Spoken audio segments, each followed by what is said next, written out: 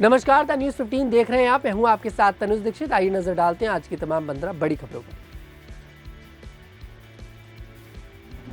Samajwadi party के प्रमुख अखिलेश यादव ने मैनपुरी की करह सीट से तेज प्रताप यादव को मैदान में उतारा है।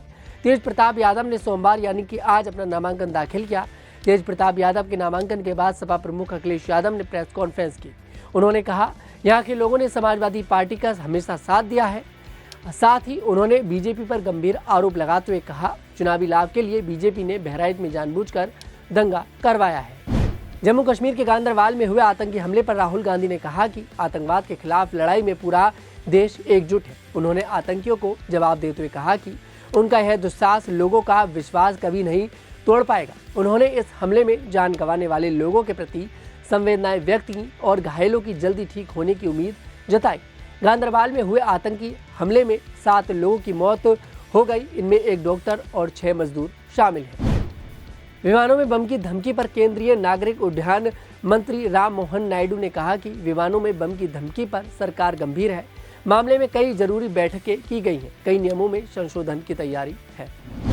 जम्मू कश्मीर के गांदरबल में हुए आतंकवादी हमले के बाद नेशनल कॉन्फ्रेंस के चीफ फारूक अब्दुल्ला ने कहा, पाकिस्तान नहीं बनेगा कश्मीर, हमें इज्जत से रहने दीजिए। जब ये 75 में पाकिस्तान नहीं बना तो आज कैसे बनेगा। उन्होंने आगे कहा, हम अपनी तकदीर बनाना चाहते हैं और वो इस आतंकवाद से नहीं बनेगी। Bollywood actress Sunny Leone social media पर काफ़ी एक्टिव रहती हैं। वो आए दिन फैमिली के साथ बिताए खास पलों को शेयर करती रहती हैं। हाल ही में कुछ ऐसा हुआ कि सनी की जगह उनके बच्चों ने महफिल लूट ली। सनी ने हाल ही में एक फैशन शो में रैंप वॉक किया था। इस शो में सनी लियोनी दुल्हन की तरह सजी थी। फैशन शो में सनी से ज़्यादा लोगों की निगाहें उनके बच्चों पर टिक गई हैं। उनके बच्चे उन्हें चीयर करने के लिए इवेंट में पहुंचे थे। मम्मी को दुल्हन बना देख वो इतने खुश हो गए कि उनके रिएक्शन वायरल हो रहे हैं। देश भर में कल करवा चौथ को लेकर एक्साइटमेंट थी। सुहागन महिलाओं ने अपने अपने पति की लंबी उम्र के लिए व्रत रखा और हाथों में पिया के नाम की मेहंदी भी रचाई। ऐसे में बॉलीवुड एक्ट्रेसेस भी किसी से पीछे नहीं है। कई एक्ट्रेसेस शादी के बाद इस बार अपना पहला करवा चौथ मनाती नजर आई। इनमें एक नाम सोनाक्षी सिन्हा का भी है। सोनाक्षी सिन्हा ने अपने पहले करवा चौथ की तस्वीर शेयर करी है, जिसमें वो काफी ज्यादा खूबसूरत नजर आ रही है। रोहित शर्मा की कप्तानी वाली भारतीय टीम इस समय न्यूजीलैंड के खिलाफ 3 मैच की टेस्ट सीरीज खेल रही है। पहला मुकाबला बेंगलुरु में 16 अक्टूबर को खेला गया, जिसमें भारतीय टीम को 8 विकेट से हार मिली। अब दोनों टीमों के बीच दूसरा मुकाबला 24 अक्टूबर पुणे के महाराष्ट्र क्रिकेट एसोसिएशन स्टेडियम में सुबह 9:30 बजे से खेला जाएगा। बीजेपी नेता नुपुर शर्मा एक बार फिर सुर्खियों में आ गई हैं। बहराइच हिंसा में मारे गए रामगोपाल मिश्रा की मौत को लेकर उन्होंने एक जनसभा को संबोधित करते हुए गलत दावा किया और कहा कि रामगोपाल को क्रूरता से मारा गया था। उसे 35 गोलियां मारी गईं और नाखून तक उखाड़ दिए गए, जिसके बाद अब उन्होंने अपने बयान पर माफी मांग ली है। बीजेपी नेता ने सफाई देते हुए कहा कि उन्होंने जो मीडिया में सुना उन्होंने वही दोहराया।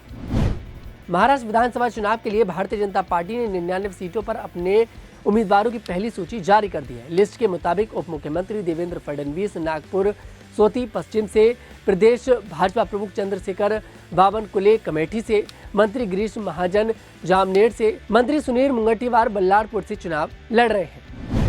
भारत और चीन के बीच एलसी को लेकर चल रहे विवाद को लेकर बड़ा कदम उठाया गया है। दोनों देशों के बीच एग्रीमेंट हो गया है। विदेश सचिव विक्रम मिस्री ने घोषणा की कि भारत और चीन दोनों देशों के अधिकारियों के बीच हाल ही में हुई बातचीत के बाद वास्तविक नियंत्रण रेखा पर गश्त व्यस्तता पर एक समझौता कर लिया गया है।